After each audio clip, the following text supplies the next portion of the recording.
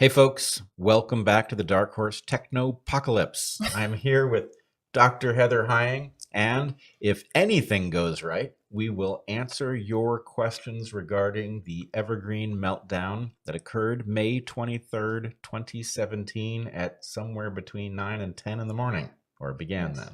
Began then. The public part of it began then. Yes. Yes. Okay. So without further ado, we are having trouble on pretty much every channel. But we are going to read those questions, those super chat questions that came in that have something to do with Evergreen only today. This first one that came in is Evergreen adjacent, but we're going to start there. Based on tutoring experience, I think I'd be a good teacher, but I see K-12 getting infected with the same SJW virus as higher ed. Is there a way to teach in the US without either having to lie or ending up in your situation? It's a really good question. This is from our friend Holly Math Nerd. I think the answer is no, except if you broaden your definition of teaching. And I think at some level, the system that the legacy system of teaching has followed bad assumptions straight into the ground, and something is going to take its place. So the question is, can you hold out long enough for the new system, whatever it might be, to alert us to its existence? In the meantime, Heather frequently makes the point that most human societies don't involve formal instruction. There's plenty of learning. Of course, learning is the core of what a human being is, but formal instruction is novel. It's necessary for some topics, but in general, it's not the way humans learn. So figuring out how to teach in a way that might not be labeled that would be a wise thing to do in the meantime. And when the educational apparatus or whatever replaces it shows itself, then you'll be already practiced. This is indeed part of why I look at that picture of our students flinging mud at each other in the Amazon and say that's educational, that it doesn't look like top-down, authoritarian, sage on the stage style education, but that doesn't mean that those people weren't learning and that we didn't get them there through a variety of different means and help them understand why there was value in it, and all of that is educational, even if it's not direct learning. We weren't direct. No one I assume directly instructed any of those young men to throw mud at one another. I did. But direct observation and leaving room for serendipity, these are some of the most educational openings available. Yes. So when somebody looks down their nose at you and says, guys, if you're laughing, you're not learning, you have to listen for the emoji. If there's an emoji, maybe they're okay. If there's no emoji, you just run the other direction. Yeah. So just one more thing in answer to this question. Holly asks, is there a way to teach in the U.S. without having either to lie or ending up in your situation? And, lying, isn't something you want to have to do anyway, but I don't think it's sufficient. We know plenty of good teachers who are still trying to do it. And students and teachers in both public and private schools in the K-12 system. And they can successfully obscure their true feelings for administrators, but they're just being constrained on all sides. And some of them are trying to fight back within their institutions, and some of them are feeling it too strongly and are looking for other things to do. So if I can just add one more thing, I think it's so important.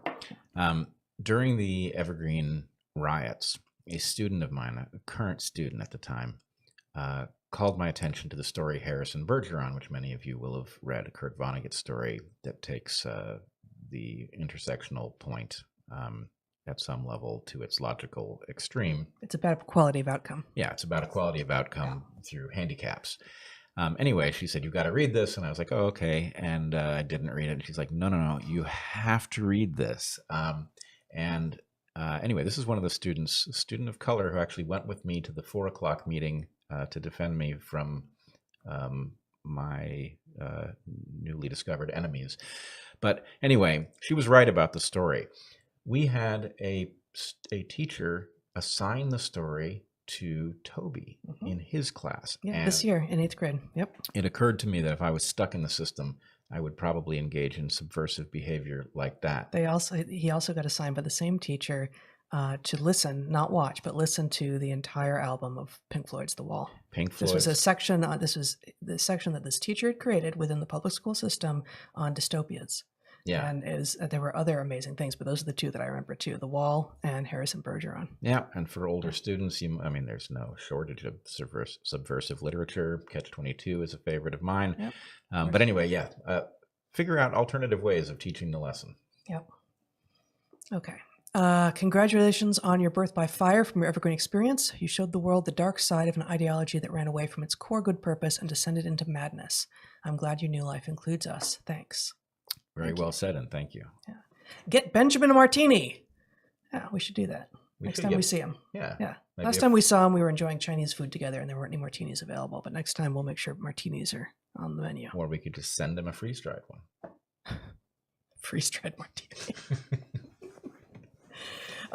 Okay, next question. Bret, in a previous podcast with Eric, he robustly stated that he advised you to leave Evergreen several times before the meltdown. What was Eric's main issue with Task, the Evergreen State College, and what was your counter argument? This is good. It's a good question. Let's do this. It's a fair question. Yeah.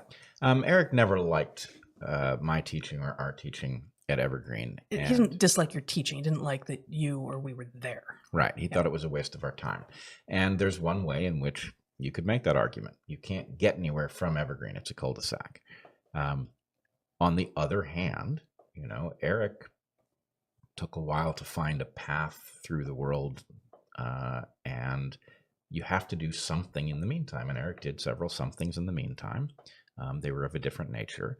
But I don't regret teaching at Evergreen because it was a marvelous environment if you had the right students in the room, and it wasn't that hard to work things out so that you did. I learned a tremendous amount. I kept active in my field of interest because Evergreen allowed me to teach evolution all the time, and it allowed me to teach it in whatever way I wanted, and it never asked anything other than, are your students showing up? Are your classes full? I was able to keep my research life alive without having to have a job at an R1 university, which would have been a death sentence anyway. So my basic feeling is, given the choices available, it provided an income, it provided a place to raise children that was pretty healthy, it provided something to do every day that was rewarding almost all the time, it created healthy relationships, albeit, not necessarily with faculty colleagues. There were some friendships, but we had lots of great exposure to people. So I guess the point is, what was the alternative? It's not, Eric didn't have some job to offer, so I had to go somewhere, and I don't regret it. I guess I would add to that and maybe modify a little bit, because that makes it sound like we were just at some generic third-tier liberal arts college, or it could have been a university, right? And that's not what it was. Evergreen is unique among institutions of higher ed on this planet, as far as I can tell. And we've done a lot of thinking about this. So there are other schools that have full-time classes, but they last for 3 weeks. The block system that Colorado College, among others, has. And there are other schools that do team teaching.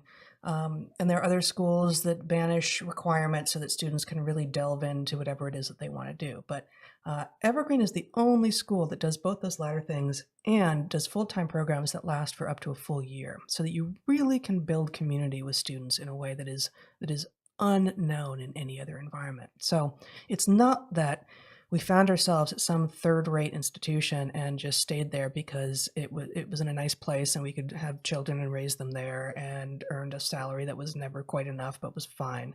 It was that actually, and we were lucky. We were lucky to be able to choose it. Like I got to choose between the job at Evergreen and another academic job, and we looked at the two options. The other one was a much more prestigious school with a much higher salary, with much greater ability to do research and such. And we chose Evergreen. We chose to go to Evergreen because of what it seemed to offer, and because not only of the educational environment, but because you would not just be teaching rich kids. That this socioeconomic diversity was actually so critical to coming into your own as an educator and actually understanding what modern humans are doing and how they're thinking and what they are. That this was not a cul-de-sac with regard to education. And it could easily have been a cul-de-sac with regard to science and research. But if you care about education, if you care about how to teach people how to think and how to educate people across a wide swath, then I can't imagine a better place to have been. Yeah, I agree. I mean, it isn't that place now at Right? all. No, it's not. But the other thing is, and Eric and I have some stuff we got to work out, I guess. But we did a tremendous amount of good for lots of people who deserved it. And what's more, we did a tremendous amount of good in a way that Eric actually aspires to. Mhm. Eric, the portal is about the story that rescues people who need rescuing and transports them into a world That's right. that facilitates their discovery of their own talents. And so anyway, I think the thing is, Eric didn't really see it up close. It wasn't really an environment you couldn't, watch us teach. So he heard what we had to say, I guess. But from the point of view of all of the people who are doing interesting things, who came through our class and had their understanding of the universe altered, that was, it was very valuable. And there are lots of places that we could have found safe harbor for that period of time in which we would have done a lot less good. A lot less good, transformed many fewer lives. Yeah. Right. All right. Next question. Oops. Oh gosh, this is going so fast. Untimely passing of Cabby Mitchell on May 4th, 2017 seemed related to the disproportionate and inconsolable emotional energy directed at Bret. Grief has power in the body and displacement is real. Do you have thoughts? This is an interesting question. So most people won't know what is being referred to here. Cabby Mitchell was a longtime faculty member at Evergreen who died suddenly, as far as most of us were concerned. It turns out he had been battling a disease for some time and had kept it to himself. He was on the dance faculty. He did not look like a dancer. He was a black man who was... He was a big bear of a guy. He was a big bear of a black man who was also wonderful. Both Bret and I were friendly with him. I don't think, we never sat down to a meal together, but we sat down to many conversations Really together. liked him, had almost nothing in common, but he was always wonderful. pleasant to talk to him. Yeah, he was absolutely wonderful. And he hated what was going on campus, actually. And let me just say this before we'll actually get to the heart of the question, that I actually did run into in the last couple of days as I was going through old emails. After Cabby died and it was announced and people were overcome with grief, I think that you said something to the listserv about what a generous and welcoming human being he had been. And this sent some people into conniption fits. The idea that Cabby had fondness for you and that you had fondness for him just put all sorts of holes in the story that they were trying to create. But the fact was, I had actually had a fairly long conversation with him the previous summer. It would have been right when Brexit was happening, because I remember it was like June of 2016, and we were in a summer institute together for the day, and I had mentioned this Barbara Ehrenreich book called Dancing in the Streets, a collective of history of collective joy, I think it is. Wonderful book.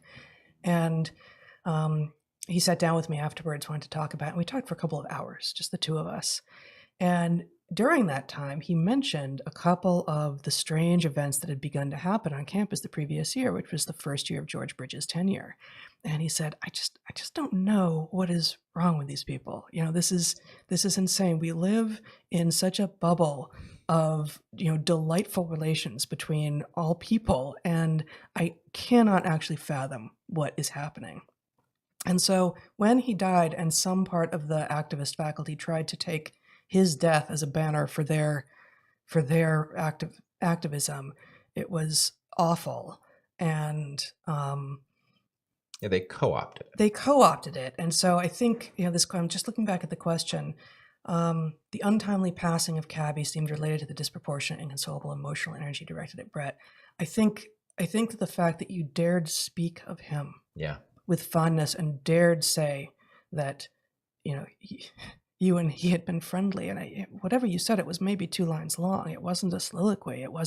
You weren't claiming deep, knowledge of the man, just that he was a good man.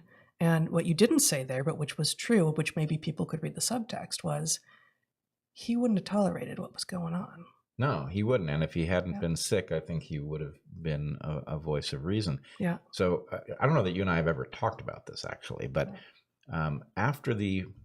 there was a moment at which I became public enemy number one, and Benjamin Boyce has now covered it. It's the faculty meeting in which I took my colleagues to task for their very first official move, which was to get our union to negotiate into our contract a requirement that we investigate our own racism in our annual self-evaluation, which would then be fodder for hiring, firing, promotion, all of these things. This would have been at the end of the 2016 year, right?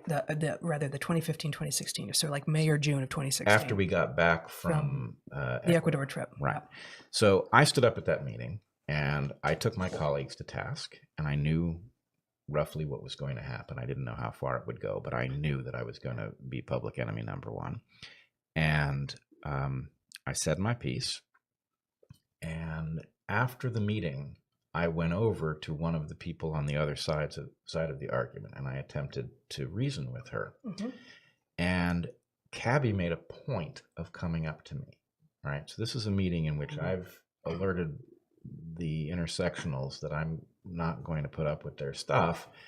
And Cabby comes over to me unconcerned, and he starts talking to me about his confusion at what was unfolding on the campus. And the thing he pointed to actually was what I would call Flyergate, which was the initial public foray into this madness, in which Naima Lowe had portrayed herself as at the height of exhaustion from having consoled students who were holding vigils. It was like a black wellness rally, but it involved some black power symbolism, and it claimed to fight white supremacy. And I actually remember seeing the flyer on the campus and thinking, white supremacy? What are they even talking about?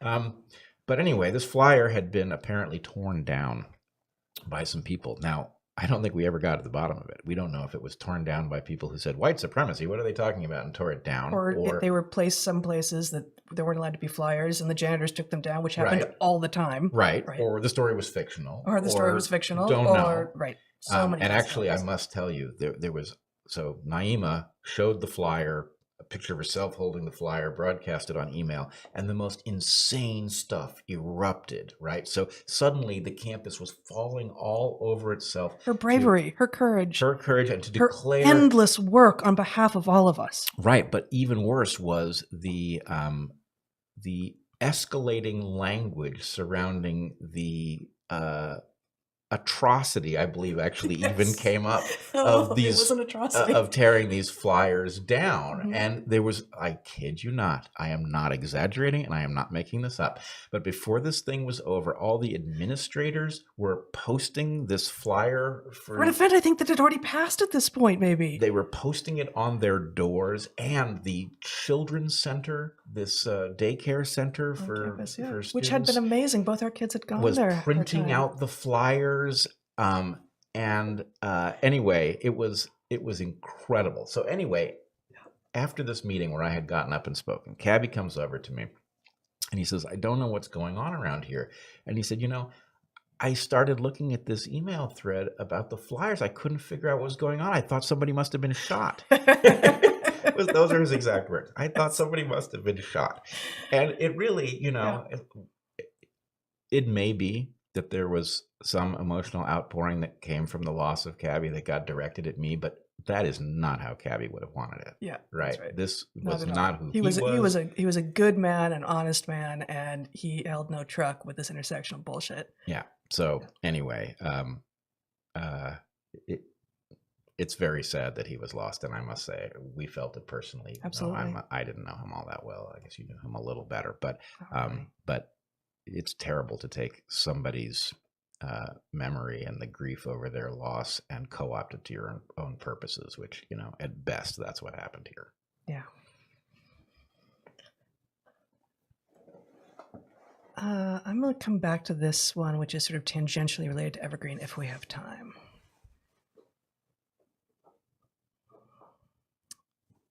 Sorry, I'm still scrolling through here. As an Evergreen grad in 1992 and a student of Pete Sinclair and Mark Levinsky, it saddens me that these events weren't able to be handled by the Evergreen community itself. What do you think the future of Evergreen will be? My condolences for your institution and what was our institution. Yeah, I mean, I think, unfortunately, Evergreen had opportunities to change course. And even after the riots had unfolded, I believe if they had fired George and they had basically alerted the world that they understood that they had taken a wrong turn, that they could have recovered. And they so thoroughly refused to do that, and to this day refuse to do that. And, you know, the only move they seem to have is to double down and insist that they were right all along. And so at some level, the Evergreen you knew and the Evergreen we knew, it's gone. And I won't be sorry to see it fail at this point. At some level, it's just dragging out the misery. Yeah, it's a shell. It's beyond a shell of its former self. Yeah, it saddens us so much that Evergreen couldn't fix this inside of itself. And Bret was trying harder than anyone, and I was trying, and a handful of other people were trying. And even up until, it must have been our last formal day when we were in mediation with the college, we began by saying, you know, we want to come back. We want to keep doing the work that we've been able to do there, which the administration at the college, had been celebrating. They would put these study abroad programs that I was running and that we were running on their front page, and you know, they loved what we were doing because it shone the right kind of light on Evergreen. And we said, look, one of the things that has happened in the last, at that point, 3 months since Evergreen blew up, is that we now know so many of the people in both the civil rights movement and the free speech movement, and we could bring them together. We could likely make a conference at Evergreen happen that combines these two ideas, and we could bring people together like Bob Woodson and Jonathan Haidt and Greg Lukianoff and, you know, so many other people, and actually have a real conversation, difficult, not always in agreement at all, about what the future of free speech and civil rights on campuses should be. And wouldn't that be amazing? And they said, no thanks, we're pretty pleased with how things are going. Yeah. This was in September of 2017, right before classes were due to start up again. No thank you, we're pretty pleased with how things are going. No. So I will say, you know, that moment in the hallway, which I obviously was not expecting, or I would have dressed better. I said history could pivot in the direction of the values you're standing here for, if only we could hear each other, or words to that effect. Yeah. And this is kind of what I was talking about. Now, at that time, nobody had ever heard of me. We certainly couldn't have staged such a conference. But at the point that they thumbed their nose at us in negotiations, we certainly could have. And imagine for a second that that's what had happened with the Evergreen story. Was the madness had broken out, the world had seen it, people had realized this is not reasonable, and then we could have had a discussion about, well, what grievances do make sense, and what remedies didn't work, and what remedies might work, and, you know, what does another model look like? And, you know, I mean, you saw it with those images of our class learning about all the features of biology, culture, anthropology together. That's kind of what it looks like when it works. So there is some place to go, but unfortunately, this simplistic nonsense derailed the entire conversation, and the people who allowed it to happen were either too foolish or too cowardly to change course, which tells you how we got to where we are. That's right. Thanks for this, guys. How painful it must have been to have the students and careers you loved ripped from you. My question is, where's the redemption? The podcast is lovely, but it's light fare. What will you teach? What will you really teach the world? It's a lovely question. Yeah, that's a good question. Appreciate that. I mean, there's one part of it that I take some exception to. The podcast is light fare. It can be, in the sense that any individual podcast can only be so deep, and people are only paying attention at such and such a level. But we believe in something that we call collective consciousness, And collective consciousness, we know from the classroom, is something that gets built over time. So concepts get introduced, they're clumsy at first, you get better at understanding how they work, and then sooner or later you have a toolkit of things that is actually capable of doing something new. And so the podcast is one facet of an attempt to generate conversations that are actually capable of fixing problems that just simply stalemate us in their present form. So anyway, yeah, the podcast is not the end of anything, but we are interested in, I wouldn't say teaching the world because I don't think we know, but we're interested in discovering how it is that we might function better, right? And actually, if I can say one more thing, there has long been this voice that says, "You're progressives. You brought this on yourselves, and then it turned on you. Then that's the point at which you woke up," or something. And it's always been nonsense, but it does point to a confusion that's important. How is it that we are progressives and yet we claim no ownership of that madness? Well, we are progressives by virtue of the fact that we believe progress is necessary. In my case, I will say I believe that if we do not make an extreme kind of progress, that our tenure here on the planet is about to come to an end. So this is a requirement. Progress is necessary. It doesn't mean I believe in progress that's been spelled out by others. I'm not signing up for any program of progress that is formulated that I don't accept, much less all programs for progress, which I guess if you have this idea of what progressivism is, then you just embrace all progress. No, most progress is not going to work, and it's going to have bad consequences. There are things we could do that would make us much better off. We don't even know what most of them are, but we're interested in that exploration. And so that's what makes us progressives, and that's why we don't own any of the garbage proposals, because we never signed on for them. We never said we were for them. Those things are their own kind of delusion, and we're interested in going, threading the needle and getting to something that isn't a delusion, but does make us better and more importantly, safer. To add to that, the question, what will you really teach the world? The book that we're working on, which is a collaboration, and each chapter could be, and I hope many of them, each one of us individually will ultimately turn into books of their own, is effectively a kind of redemption book. And that wasn't how the publisher who approached us to see if we were interested in writing it, or the agent who approached you first after Evergreen was blowing up to see if you had anything that you wanted to write, was thinking of it. But I think it is that it brings together so many of the threads of evolutionary thinking that we were developing ourselves and teaching students and sharing in sort of creative form with learning communities that were themselves evolving as well over 14, 15 years. This Hunter-Gatherer's Guide to the 21st Century really does introduce some new ideas, fixes some of the errors of the thinking in Darwinism to date, and addresses how it is from individual food and sleep choices through relationship with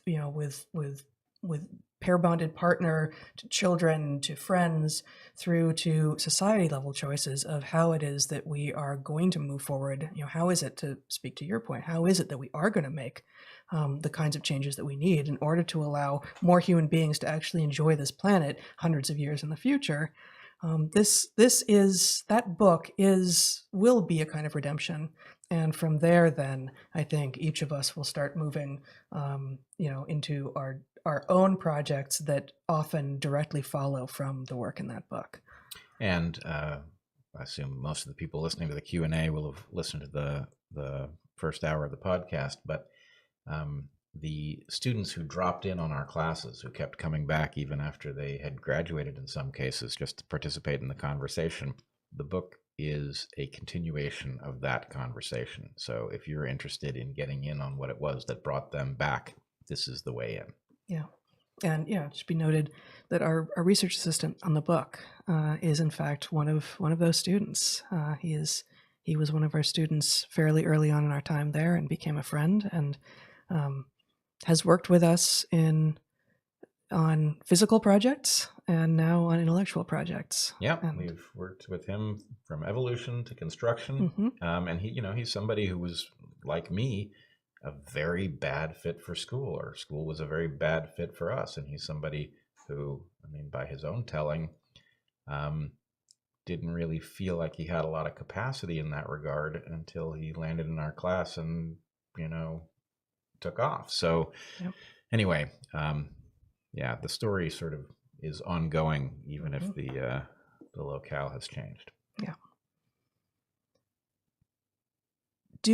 This one I think is Evergreen related-ish, so I'll go with it. Due to COVID-19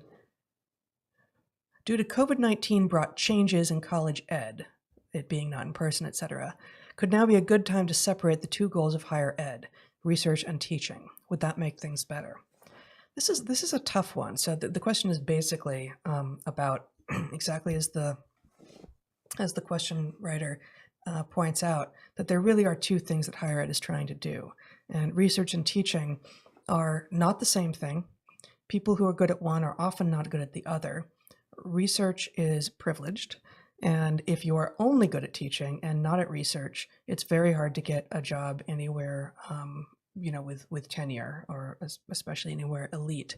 And because many researchers are either not good at educating to begin with, or because the priorities do not line up to encourage them to become good at educating, they end up dismissing it as something that only people who can't do research do. And so you get this sort of separation of classes.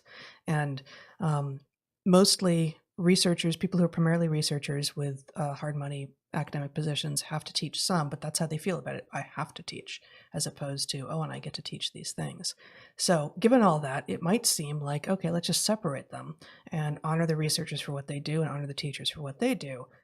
But our experience was certainly that our understanding was honed and refined and driven by knowing that we had to be in front of students, and by the conversations with students in the classroom, in the field, around campfires, otherwise. And that my sense is that teaching will become even less good if it has no direct interface with research, and researchers will become even more arrogant and less tuned into the real world if they have less interface with teachers. And let me just, before you go, say one more thing, an anecdote, that when we were looking to go to grad school, our undergraduate advisor, Bob Trivers, an extraordinary evolutionary biologist, gave us the following advice. He said, go someplace, well, two pieces of advice, really. Oh, no, this is two different things. He gave us advice to go someplace with the museum, first of all, but then he also said, when you end up deciding where to go after you graduate, go someplace where you have regular interactions with undergraduates. Yep. I said, why? He said, because undergraduates don't know what they're doing yet, and they will ask questions that the people in the field who know what they're doing wouldn't dare to ask. And therefore, if you only talk to the people who are already in your field, you are likely to get stuck in intellectual dead ends. Whereas if you really engage with undergraduates, as he had done with us, he had taken us under his wing, and we were like graduate students, working very closely with him for a couple of years at UC Santa Cruz. We both threw lots of stuff at him that he hadn't thought in those ways, and we didn't know that we were being disrespectful to the field because we didn't know the field yet. So that advice has struck me as very wise and is a counterpoint to the idea that research and teaching could be profitably separated. Yeah, I take all that to be accurate. I think both research and teaching are broken, Yes. And so it's a little hard to know what the net effect would be of separating them. I do think there's something, as much of the work that flies under the banner research becomes more technological and therefore more specialized, the relevance to what it is that we need to teach undergraduates is dropping. And so I do think there's something absurd about somebody who has gotten a degree by studying some very narrow question, and then suddenly they're teaching Bio 101, and it's like, well, what do they even know about it, right?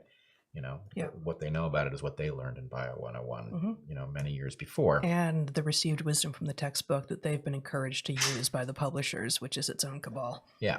So it turns to garbage. Really, I think the problem is if you start tugging at the sweater, you find the whole thing is going to unravel. And really, we need a new model that's a lot more enlightened about what it's trying to accomplish and even knows what it's trying to accomplish, so it then can figure out whether it's succeeding, rather than a model who defaults to kind of a self-preservation mode where it is its own defense. So anyway, not clear to me. I did have one other thought, though.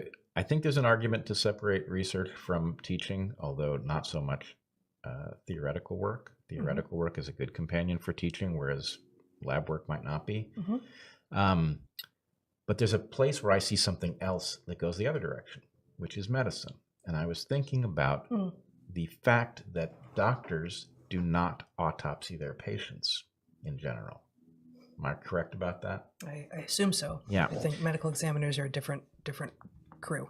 Right. So anyway, the thought, and if I'm wrong about this, if doctors do their own autopsies, then somebody will surely alert me and I will deliver an apology. But to the extent that they don't, the problem is this breaks an ability to test hypotheses. When a doctor imagines something is going on inside the body of a patient and they act accordingly, and then the patient dies, the ability to go in and see what actually is going on inside that body means that they will become a better doctor. It makes the process educational in a way that if you just get a report of what was in there, it would be, I'm not a doctor, so I don't know for sure, but my guess as a biologist would be, it would be a dim shadow of what you would learn, actually seeing which tissues were inflamed and in what way, which would give you better intuitions, which might result in breakthroughs that we won't otherwise get. Yeah, good. Next question. How do you imagine Evergreen would look today if you had not resisted the mob? What attention did the mob pay to the admissions process and policies? For example, if a group of prospective white students visited campus. You guys rock, thanks. So don't totally follow the end of it, but what would have happened? And there are so many points that you could have stopped. You could have just stopped sending emails at some point. Yeah. But imagine that it gets to May 23rd, 2017, and they show up. I don't even know how many people have said, how did you do that? How did you stay so calm and cool and reasonable in the face of a mob? And that is a question that I would love to hear you answer. But I've heard you answer, but I'd love to hear you answer here. But also, there was nothing, you couldn't have just laid down and let them. I'd be like, what would any other response have looked like, especially given that all of your students were there backing you up? Yeah, actually, I spent a lot of time thinking about this. On the one hand, yes, it's very nice to have people say, I'm so glad you did that and you didn't do the other thing. And it's like, well, how would the other thing even, it's a non-starter, right? You have to sleep. You do have to sleep. And had I caved in the face of this nonsense, which I knew was nonsense, it would have been a betrayal, certainly, of all those students who were standing there, and then all of the students who were... You mean all of your students? All of my students, yeah. Well, also the students... it's not what I meant to say, but also the students who were there confronting me, some of whom were perfectly reachable and were in thrall to some crazy idea, as many of us have been enthralled to some crazy idea at some point. So I owed it to them to try to compel them that there was a better way of seeing this puzzle and that it wasn't impossible to get there. And in fact, I know that I made some progress on a couple of those fronts, and that the problem was I was up against something that when I made progress, it would go unravel that progress right afterwards. And so that was an unwinnable puzzle at that point. But there are a lot of things I'm not good at. I do feel like I was kind of born for that sort of thing. I think you were. Knowing what to do in that sort of situation, that's not difficult. And, it's weird as it unfolds. The conscious mind sort of becomes a spectator and it watches the whole thing happen and it hears you say what you say just as everyone else hears it. But that's because it's done a lot of preparing. And this is true. This is something that you do. I mean, you really are best at the world in several things. And what when people see you do extraordinary things like what you did that day and over the next several days and even weeks, but especially initially that day in the hallway, people see that. And I remember often our students, especially our male students, would see you and be like, yeah, that's what I am. Like, I can be like that.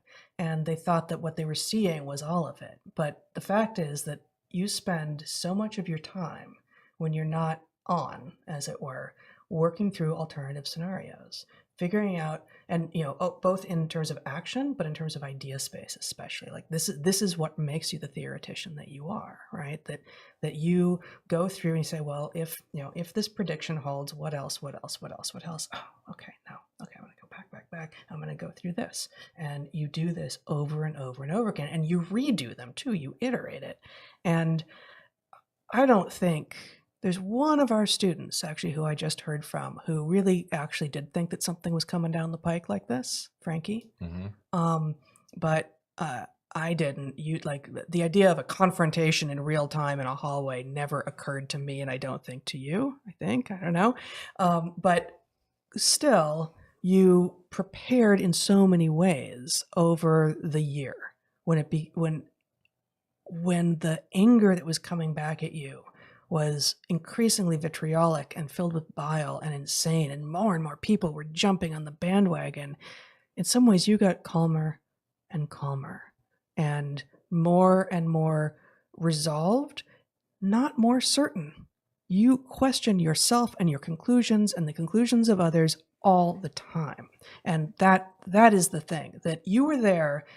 They could not call your intentions into question in either your head or the heads of any of your students, because these are students who you'd been with. This was like week 7, I think, of the quarter. It was only a 1-quarter program, but you had known some of these students for years. Yep. Some of the students, at the least, though, you'd known these students for 7 weeks. And not a single one of those students thought, oh yeah, maybe these protesters are right about Bret. Yeah. No, not a single one. They couldn't possibly have been misled into that.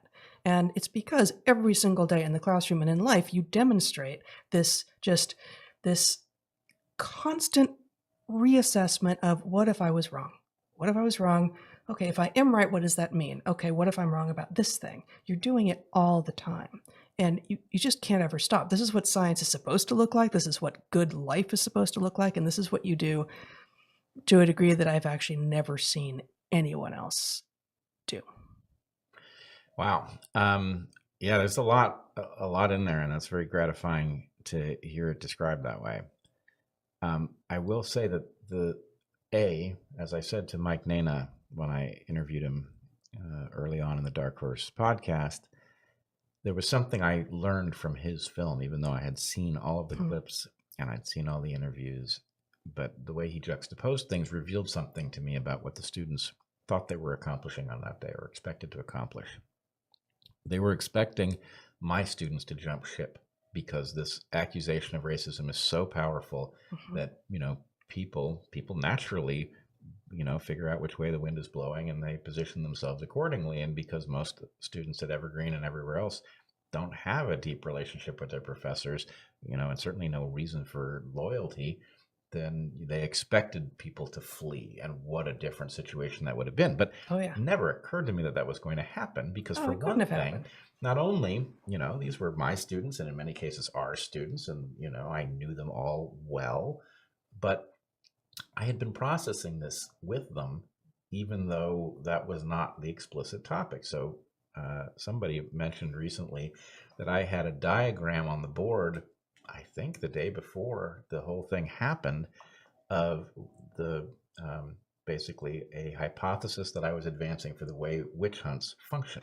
Now, why were witch hunts on my mind? I can't imagine, but they were on my mind. And so I was processing with the students. And in fact, at one point, I remember, it might have been in the week prior, I came into class and I was, I typically rode straight from home, rode my bike and leaned it up against the wall and just started teaching, hence the way I was dressed in the hallway. But because you always arrived with like negative 30 seconds to spare. No, it was about... Was it 30 seconds? No, it was 13 seconds 13 was the seconds, average. Okay. But anyway, I arrived And I had just read an email, one of these terrible emails from one of these awful people, telling me how awful. I think it may actually have been one of the guys who wrote one of those emails. And in that email, he had alleged that there was a calculation that we could be doing about how much the value that we would assign to the damage that I was doing students every hour of my teaching by teaching them in this obviously racist modality. And so, it was thousands of dollars, per student per quarter. And anyway, I read this and someone who had become familiar with every email, but like couldn't recognize in a lineup, like don't have any idea what the guy looks like. Who they were. Yeah. But anyway, I came into class having just read that, and some of my students noted that something was, running behind my eyes, and they were like, "What's up?" And I was like, "Okay, I'm going to tell you. I just read this email." Did you share it with them? I don't think I read it to them, but I explained the premise of it.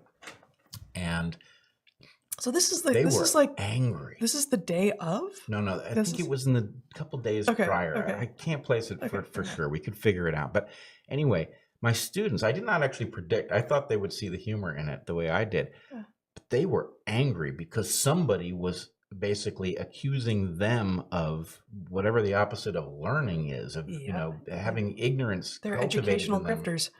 Right, something, or they're too dumb to recognize that the person in front of the room is making them stupider, or I don't know what. But anyway, they were angry about this, and as soon as I saw their anger, it made a lot of sense to me. But I didn't predict it. But nonetheless, that was the context of the hallway, and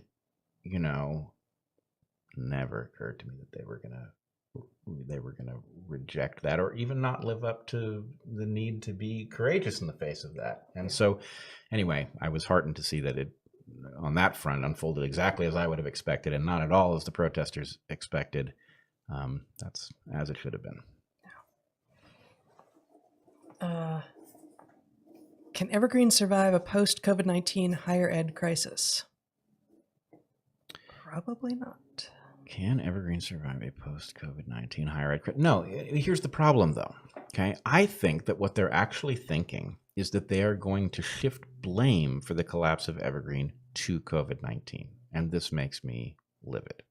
The fact is, the history is clear. Yes, there was some deficit of students before George arrived. George arrived. Catastrophic things happened. We all know what they were. We all saw them on YouTube. They've been dissected ad infinitum. There's no mystery about it. And then the COVID-19 pandemic happens. And yes, of course, they've drained the coffers to deal with the results of the Evergreen riots. They never admitted they were wrong. They didn't change course. So of course they were going to, plow into the earth at hundreds of miles an hour. And to blame COVID-19 is just to unwrite history. And so anyway, I would appreciate it if we did not allow that to happen, because what happened to Evergreen is George and his foolish partners drove the college into the ground in a very short period of time. Next question. If the right opportunity arose, would you jump at the chance to be in and out of the classroom again? I think this one's pretty easy. The problem is, think about what we've said, and I promise it won't land on you the way it needs to, but professor teaches full-time, one class. Students take one class full-time. It can go on for a full year, right? You know everybody in that room well. If the course is one that has any field component, you've gone out camping with them, or you've broken bread, all of this. It's a very different environment. So when I hear, do you want to go back into the classroom? I think, what classroom? 4 credits at a time. I barely know who my students are. I stand at the front of the room and I lecture at them, and I don't really know if they've gotten it. That does not sound like fun to me. Yeah. So the questioner does say if the right opportunity arose. And so there's a lot of possible wiggle room in that. And, we were working for a year or so on trying to figure out what a possible alternative to the current higher ed system might look like. And, may end up back on that project at some point. As Bret said, not in any current instantiation, but are there possible ways, might we, for instance, start running workshops for people, college student age and otherwise, in evolutionary thinking. We've thought about that. In fact, we were making some progress on thinking through that before COVID-19 hit, and it's totally stalled at the moment. That maybe. Yeah, I would say if you take the right opportunity broadly, then sure, the right opportunity sounds delightful, but it doesn't have a lot of detail associated with it. But there are a lot of wrong opportunities that wouldn't be that appealing. Yeah. Mostly I'm not reading the names, but Duck McMuffin asks, if you could turn back time, do you think you could prevent the catastrophe? If yes, how? God, you just did everything, and you were being maligned for everything that you did do. And you started out gentle, so gentle, and then you got less gentle, but were always respectful. And what else could have been done? What else could have been done? I mean, I guess if we could turn back time a long ways and not hire George Bridges in the first place. We knew people who were on that hiring committee. I know one of them very, very well, and he was not sure about this guy. But the chair of the committee, basically the college got consultants to come in. They basically outsourced a lot of the work to educational consultants, and who knows what their incentives are. And together with the chair not being fully present, we ended up with George Bridges. And I think at the point that Bridges shows up, it's true that we were gone. His first year there included the 11 weeks that we were in Ecuador. So we were gone for a lot of his laying of his plans. But what else could you have done? Okay. You read that question. Yes. And I understood it incorrectly. I thought, if you could turn back time, could you prevent the COVID-19 pandemic? And I thought maybe. And then it turned out it was about Evergreen. It's oh no, there's nothing I could have done there. Well, Duck McMuffin here is ambiguous. He says the catastrophe. The catastrophe. So COVID-19, maybe. Probably not, but maybe. But Evergreen, no. That was there's too much momentum in that system, all headed in the wrong direction. Post Evergreen, what helped you most to deal with the loss you must have felt? I'm going to be honest about this one. There was loss, but it was not net loss, and that changes a lot. So there was something very traumatic about having colleagues and in some cases friends turn on us. There was something very reassuring about seeing people who we barely knew in some cases rise to the occasion. And the consequence of being so publicly threatened in our workplace resulted in all kinds of things becoming possible in our lives that just weren't before. And so, is there loss? Yes, very definitely. If we limit it to what we had at Evergreen in our teaching environment, we lost that. But we gained a tremendous amount in this process also. And the other thing is, I think we were living on borrowed time for a year or possibly two. This was bubbling up. It was going to come for us sooner or later. And we got out intact after a couple of very dangerous years. And so in some sense, there's a sense of, relief. We made it to the beach. And loss, it's not a simple feeling of loss for me. Yeah, I think I agree with all of that. I think I felt, to some degree still do feel, but certainly felt, especially after the horror of mediation and the way the college treated us, just horrifying. I felt that acutely. I felt the loss, and I felt it as a kind of disloyalty that I had not imagined possible. And it was one of many moments when I really wished my dad had been alive, to talk to about, he was born in 1938, and he came of age when you gave your heart and soul to an organization that you thought was valuable, and it treated you right in exchange. Yeah. And he had almost always, not always, but almost always found that to be true in his work with even these big corporations, Xerox and Honeywell and such. And I had come to recognize many years earlier that loyalty was really one of my highest values. That once I have really done my assessment and figured out whether or not someone or something is worthy of my loyalty, I am loyal. And Evergreen had appeared to be responding in kind by advertising my and our work on its front page and celebrating us, and never through anything that we could take to the bank, literally, but through recognition from all the people who seemed to matter on the inside, that this was actually, that we were really doing what the founding faculty had intended to be done. And having people like Steve Herman recognize that I and we were doing that was so important. So the really grotesque way that they treated us in the end, I still feel, and I, most weeks I don't think about it. Most months I probably don't think about it. But in the last few days, going back to these emails, you've seen me. I've been just dragged right back there. I still have the ability to be stunned by, having had 15 years of true, unique, creative, analytical, educational success at a place, and being told at midnight, after, what would it have been, 16 hours straight of mediation, okay, we're done. You'll have your keys to us within 48 hours. You'll be out of your offices by then. They would have perp walked us if they could have. Yeah, they would have. After, trying all sorts of other things on us in that mediation, including getting us to sign non-disclosure agreements and all sorts of stuff. It was stunning, and I spent I spent my nights. I spent overnights for 2 days, and we got an extension of 1 day, so it ended up being 72 hours before I had to walk the keys over to the key office. I'm done.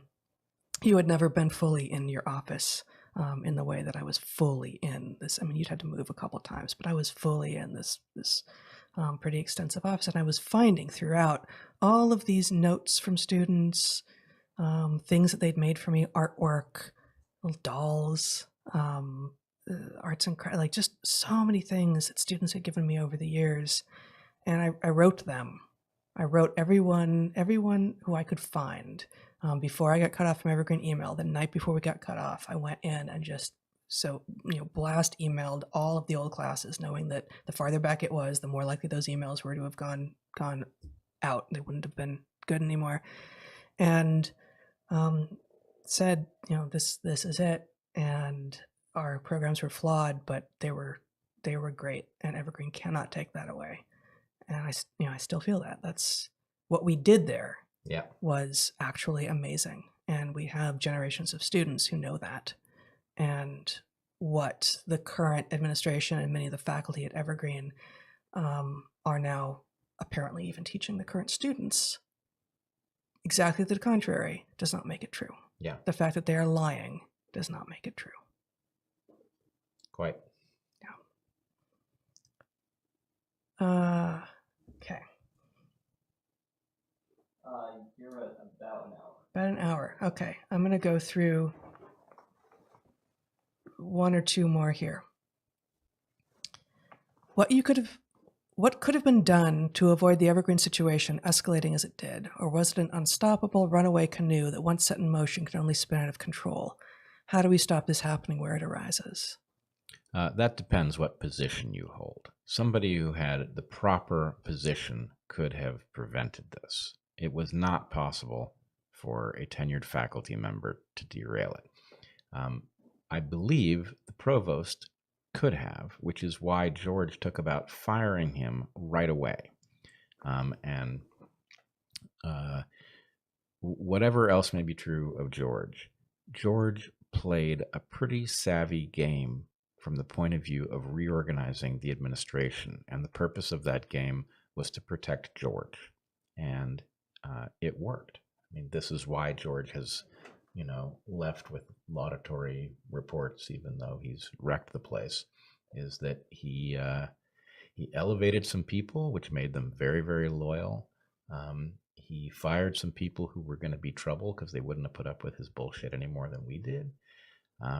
And it was effective. So Yeah, Pay one of attention. his first moves, right? One of his first moves was to fire Michael Zimmerman, who was the Yep. provost, because he needed him gone if he was going to do what he was He going to do. wasn't going to be able to bulldoze his way into the nightmare if he didn't get rid of Michael. So how do we stop this happening where it arises? You got it. It depends on what your position is. yeah, If you are not administration, you need to know that the administration will have your back.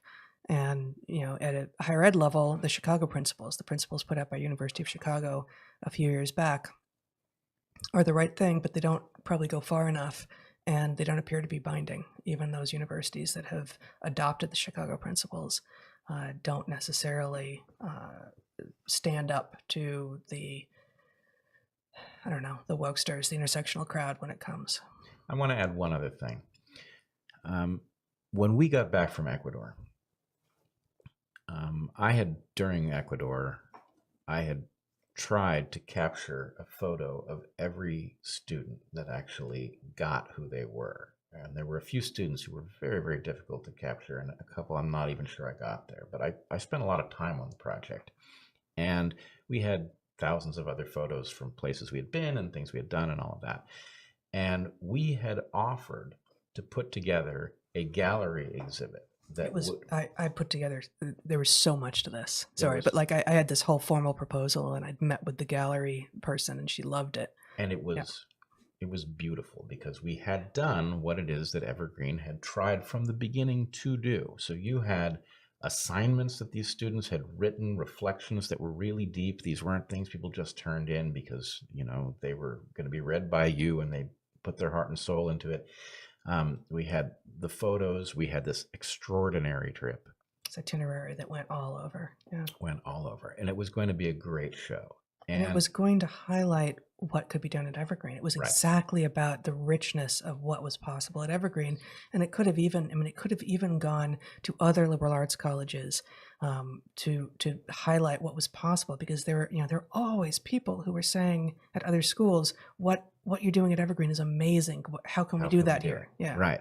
So anyway, my point is, at the point that the administration, and in fact, certain people who were gunning for us already, decided, no, we can't do that. Even after I'd gotten an informal enthusiastic yes from the gallery director. Right. And, in this gallery, well, I won't go into the fight over whether or not the gallery should continue, but this would have been an excellent use of the gallery, and it would have brought a lot of people into it, and it would have allowed people to see what was possible at Evergreen, which frankly, many faculty come in and with this weird model, nobody ever tells them what's possible, and they default into the first thing they see and they never get over it. So this would have been valuable.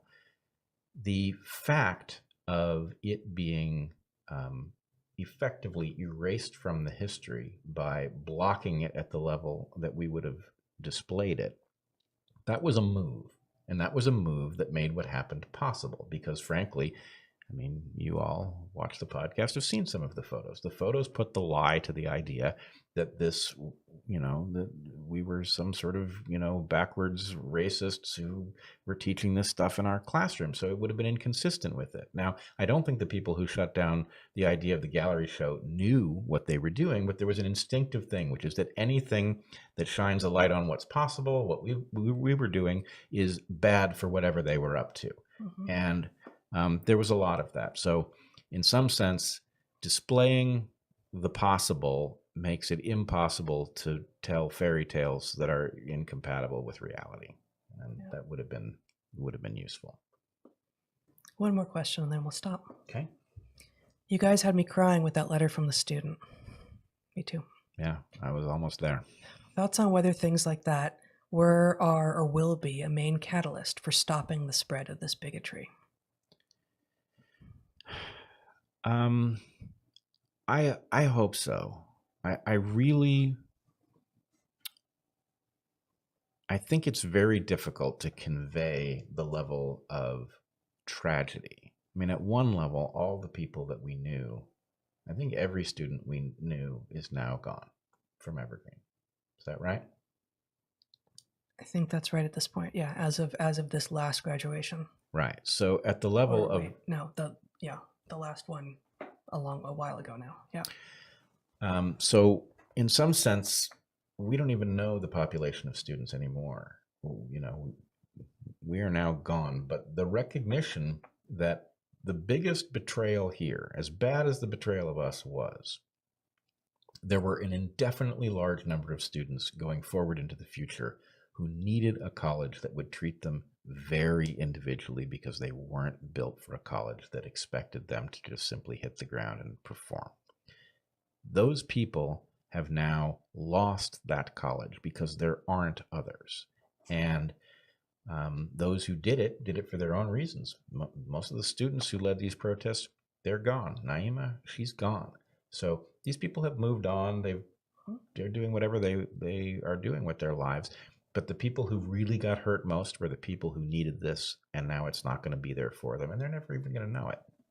So hopefully, if you can recognize that somebody like Odette, is a measure of what's possible in such a system, and she didn't need the place, but she certainly benefited from it. And you can imagine what it would be like to be confronted by people who, they talk about black bodies, right? And I know where that phrase comes from, and I actually think that there's a meaning to it that is deep, but the meaning that they were applying to it was just total de-individuation. They were just totally removing the individual identity of everybody. Odette was either going to become a tool, just another black body, or she was nothing to them or worse. And, that is the opposite of enlightenment. It just is. And so anyway, yes, I also find the grotesqueness of the confrontation that she faced stops me in my tracks every time. I've never gotten over it.